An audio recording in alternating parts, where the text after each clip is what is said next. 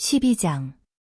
모스크바에서 돌아온 초기, 레비는 거절당했던 지옥이 떠오를 때마다 몸서리를 치며 얼굴을 붉혔습니다.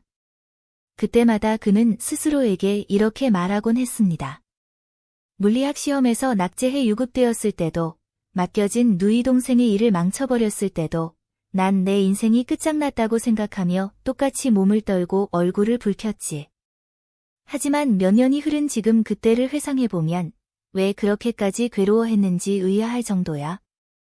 이번 일도 마찬가지일 거야. 시간이 흐르면 이것 역시 아무렇지 않게 되겠지. 하지만 3달이 지났음에도 그는 여전히 그 일을 신경 쓰고 있었습니다. 그 일을 생각하는 것은 첫날만큼이나 고통스러웠습니다. 오랫동안 가정생활을 꿈꿔왔고 스스로 준비가 되었다고 느꼈음에도 여전히 미혼이며 오히려 결혼해서 그 어느 때보다 멀어졌다는 사실 때문에 그는 평온을 찾을 수 없었습니다. 그는 주변 사람들 모두가 그러하듯 자신의 나이에 혼자 지내는 것이 좋지 않다는 것을 뼈저리게 느끼고 있었습니다. 모스크바로 떠나기 전 마음이 착해 대화하기를 좋아했던 소몰이꾼 니콜라이에게 어이, 니콜라이. 나 장가갈 생각이야 라고 말했을 때 니콜라이가 당연하다는 듯 콘스탄틴 드미트리예비치님, 진작 그러셨어야죠 라고 대답했던 기억이 났습니다. 하지만 이제 결혼은 전보다 더 멀어져 버렸습니다.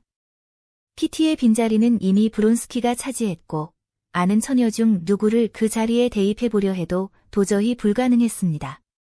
게다가 거절당한 기억과 그날 밤 자신이 보였을 초라한 모습은 수치심이 되어 그를 괴롭혔습니다.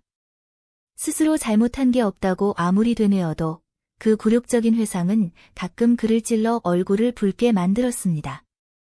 누구에게나 양심의 가책을 느끼는 악행의 기억이 있겠지만 레빈에게는 그런 악행의 기억보다 사소하지만 굴욕적인 기억들이 훨씬 더 큰 고통을 주었습니다. 그 상처들은 결코 아물지 않았습니다. 이제 그 상처의 목록에 거절의 기억이 추가된 것입니다.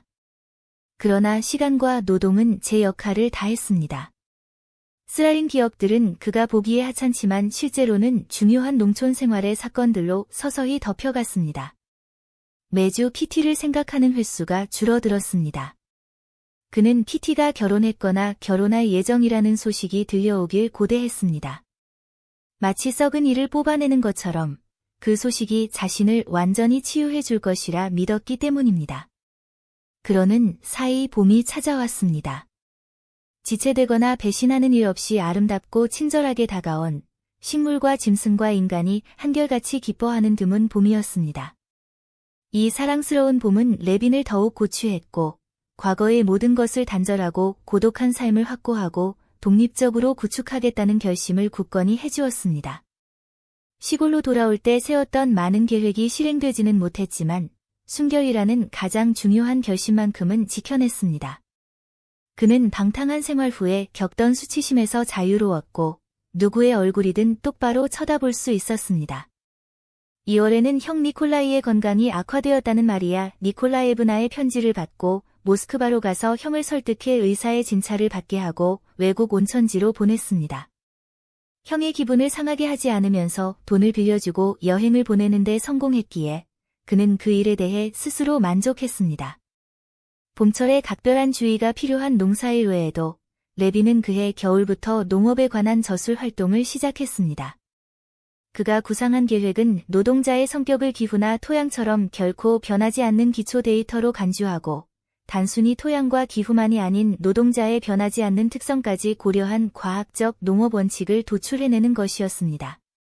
그리하여 그의 삶은 고독함에도 불구하고 아니 고독했기에 더욱 충만했습니다. 가끔 떠오르는 생각들을 아가피아 미할로브나 외의 누군가와 나누고 싶다는 갈증을 느낄 때가 있을 뿐이었습니다. 아가피아 미할로브나와는 물리학이나 농업이론, 특히 그녀가 가장 좋아하는 주제인 철학에 대해 자주 토론하곤 했습니다. 봄은 천천히 기지개를 켰습니다. 몇 주 동안 꾸준히 맑고 추운 날씨가 이어졌습니다. 낮에는 햇살에 눈이 녹았지만 밤에는 영하 7도까지 내려갔습니다. 눈 표면이 꽁꽁 얼어붙어 수레들이 길박에서도 달릴 수 있을 정도였습니다. 부활절도 눈 속에서 맞이했습니다. 그러다 갑자기 부활절 월요일에 따뜻한 바람이 불고 먹구름이 몰려오더니 3박 4일 동안 따뜻하고 거센 비가 쏟아졌습니다. 목요일에 바람이 잦아들자 짙은 회색 안개가 대지를 뒤덮었습니다. 마치 자연 속에서 일어나는 변화의 신비를 숨기려는 듯 했습니다. 안개 너머로는 물이 흐르고 얼음이 깨지며 떠다니는 소리, 탁하고 거품 섞인 급류가 세차게 쏟아지는 소리가 들려왔습니다. 그리고 다음 주 월요일 저녁, 안개가 걷히고 구름이 흩어지며 하늘이 맑아지자 진짜 봄이 찾아왔습니다. 아침에 떠오른 찬란한 태양은 물 위에 야은 얼음을 순식간에 녹여버렸고 따뜻한 공기는 생기를 되찾은 대지에서 피어오르는 수증기로 가득 찼습니다. 묵은 풀은 더 푸르게 변했고 어린 풀들이 가느다란 잎을 밀어 올렸습니다. 가막살나무와 까맣까치밤나무의 꽃눈, 자작나무의 끈적한 눈들이 수액으로 부풀어 올랐고 탐색에 나선 벌 한 마리가 버드나무에 점점이 박힌 금빛 꽃들 주변에서 윙윙거렸습니다. 벨벳 같은 초록 들판과 얼음 덮인 그루터기 위로 종달새들이 보이지 않는 곳에서 지저귀었고 물에 잠긴 저지대와 늪지 위로 댕기물대새들이 울어댔습니다.